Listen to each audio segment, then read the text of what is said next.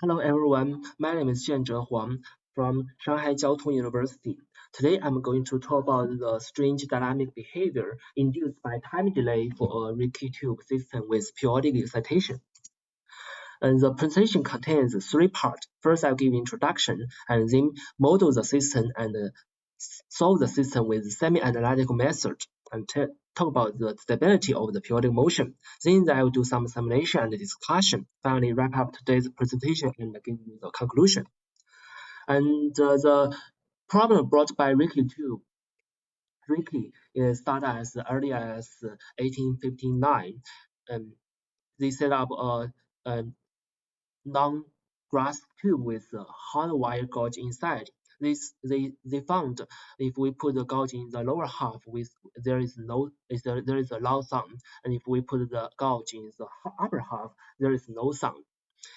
Followed by the research in 1878, Rayleigh explained the phenomena observed by the Ricci, and they talk about the research in the Nature magazine. As it's very difficult for vertical Ricci tube to quantitative testing due to acoustic coupling, we study the horizontal tube first. There is some research related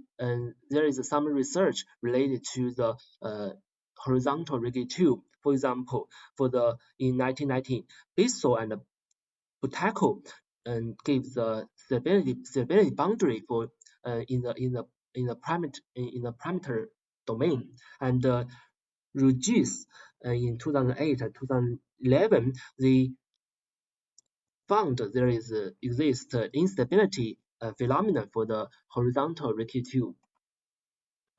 This is a diagram illustration for the horizontal Ricci tube. We have a velocity coming into this tube, and we place a heater at the position x equal to xf. The Mach number is m, and the k is the heater power.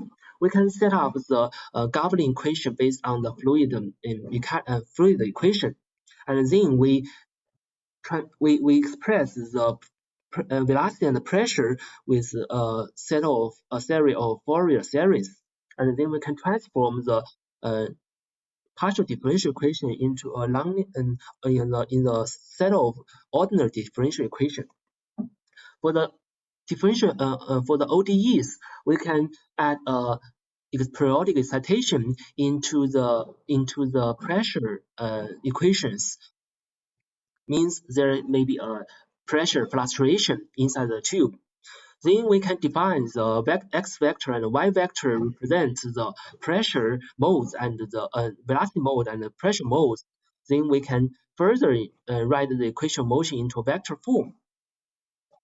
For the periodic M motion in the right hand side, we can see the point. The red point is the initial point with mapping 0. They map to the next point, node point after ml minus 1 k minus 1 steps mappings. The node point come back to the initial point and become a periodic motion. And in the specific mappings, pk it maps from node point xk and xk yk and its time delay information to the next point, node point xk plus 1 yk plus 1 with the corresponding time delay information. Then we can construct the mathematical model relate to the two node points and the information and their time delay information by the implicit midpoint scheme. And then we can we have another extra conditions due to the periodicity and the initial x velocity equal to the final velocity, the initial pressure equal to the final pressure. Then we can categorize the node points, categorize the pressure and the velocity into one vector, and we solve these node points based on the Newton-Raphson method.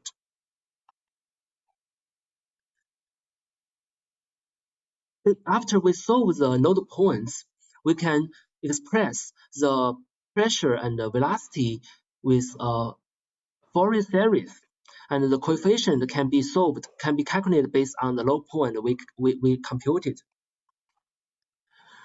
To determine the stability of periodic motions, we define a z vector and a small perturbation delta zk vector, and we relate to this relate the perturbation vector from zk and its time delay information to the zk plus 1 perturbation for zk plus 1 with its time delay information using the metric AK. This metric AK becomes the Jacobian metric for mapping PK.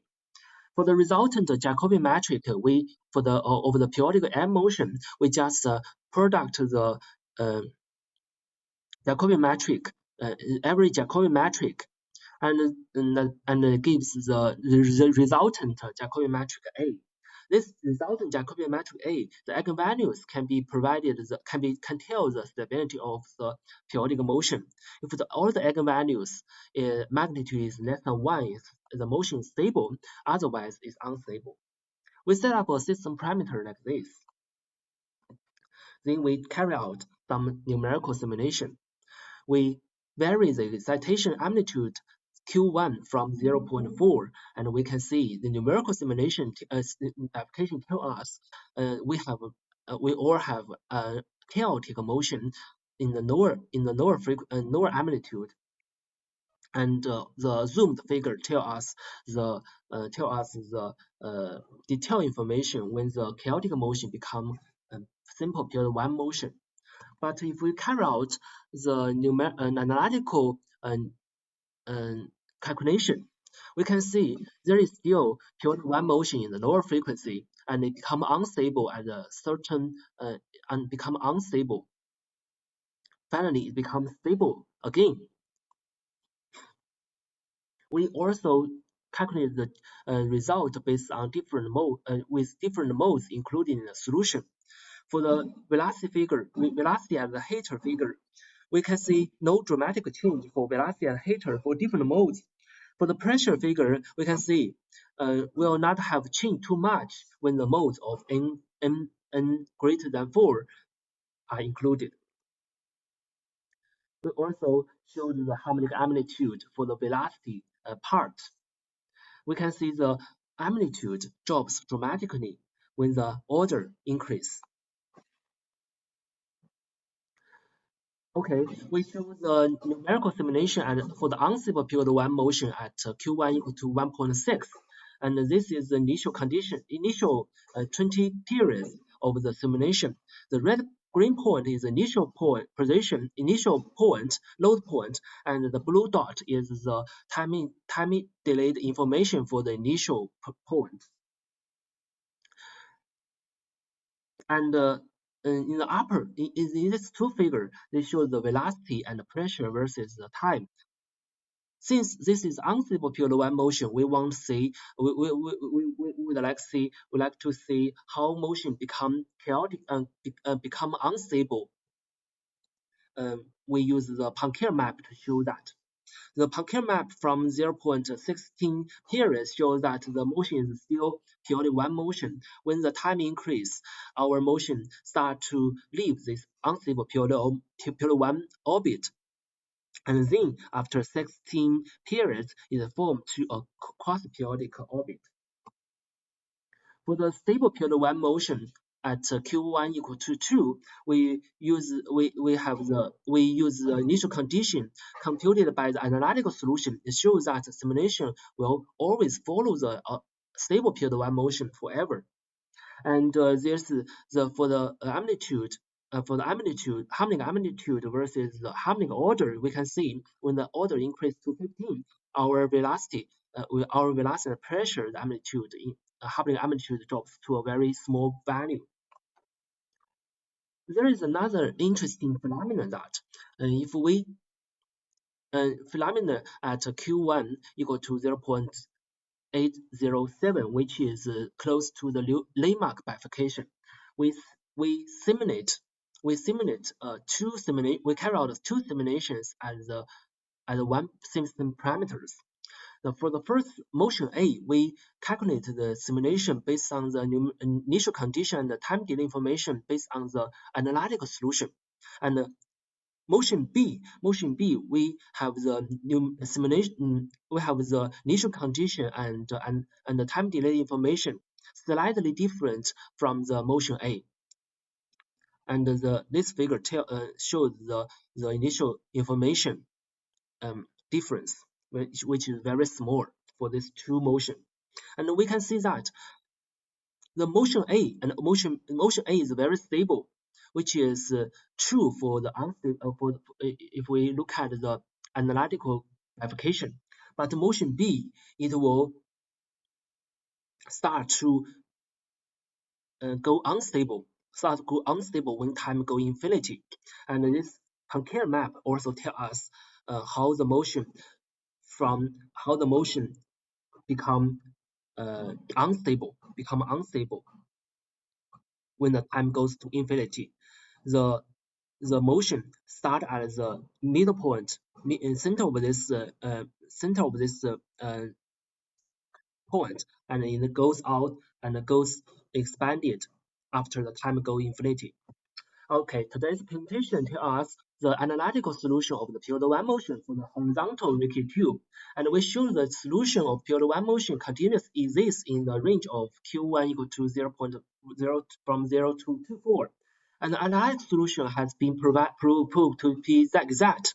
For the motion near the landmark bifurcation, the stable period 1 motion can be obtained only when the exact time delayed information is provided. Okay, thank you very much. And any questions from you?